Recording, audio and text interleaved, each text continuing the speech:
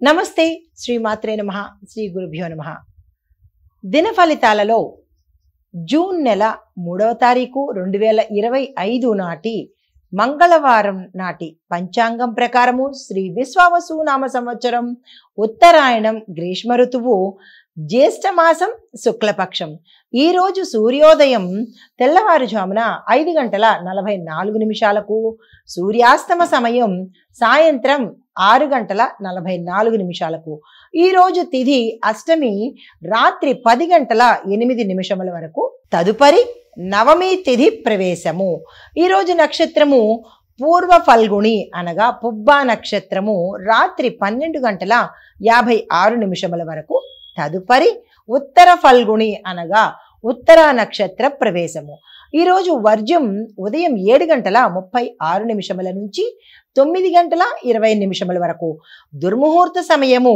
ఉదయం 8:20 నుంచి 9:12 వరకు తిరిగి మరలా రాత్రి 11:08 నుంచి రాత్రి 11:52 వరకు రాహుకాల సమయం మధ్యాహ్నం 3:29 నుంచి సాయంత్రం 5:06 వరకు యమగండ కాలము ఉదయం 8:59 నుంచి 10:36 వరకు బ్రహ్మముహూర్త సమయం తెల్లవారుజామున 4:08 నుంచి తెల్లవారిన తర్వాత 4:56 వరకు అమృత ఘడియలు సాయంత్రం సమయంలో 6:21 నుంచి 8:05 వరకు ఈ రోజు అభిజిత్ ముహూర్తము ఉదయం 11:48 నుంచి మధ్యాహ్నం 12:40 వరకు ఇది నేటి దిన ఫలితాలలో పంచాంగం.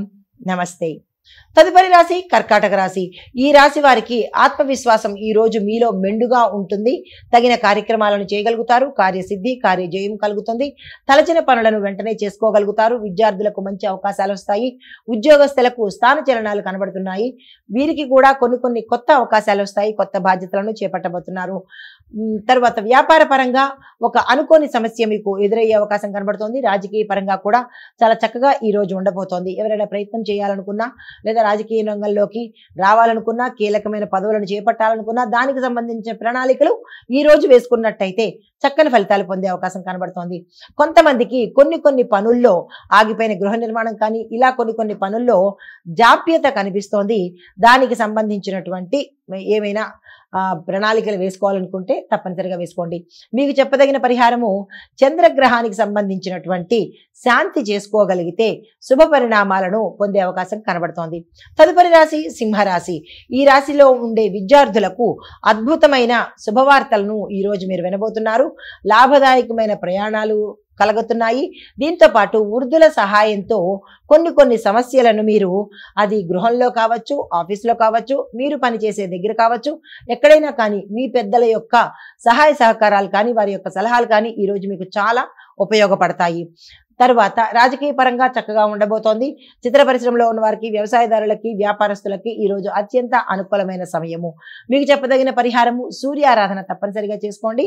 దీంతో పాటు ఆదిత్య హృదయాన్ని 3 సార్లు చదవడం కానీ లేదా అంటే 3 సార్లు వినే ప్రయత్నం కూడా తప్పనిసరిగా చేసుకోండి. సానుకూలమైన ఫలితాలు పొందుతారు. తదుపరి రాశి కన్యా రాశి. ఈ రాశిలో ఉండే వారికి గతంలో ఉన్న ఆర్థిక సమస్యలను ఈ రోజు పోగొట్టుకుంటారు. రుణాలు తీరిపోతాయి. కొత్త రుణాల జోలికైతే మాత్రం ఈ రోజు వెళ్ళకండి. విద్యార్థులకు అన్ని విధాలా చక్కని అనువైన సమయము. ఉద్యోగస్తులకు పదోన్నతి సూచనలు కనబడుతున్నాయి. స్థానచలనాలు కూడా గోచరిస్తున్నాయి. కుటుంబ సభ్యులతో వివాదాలు ఏర్పడే అవకాశం ఉంది.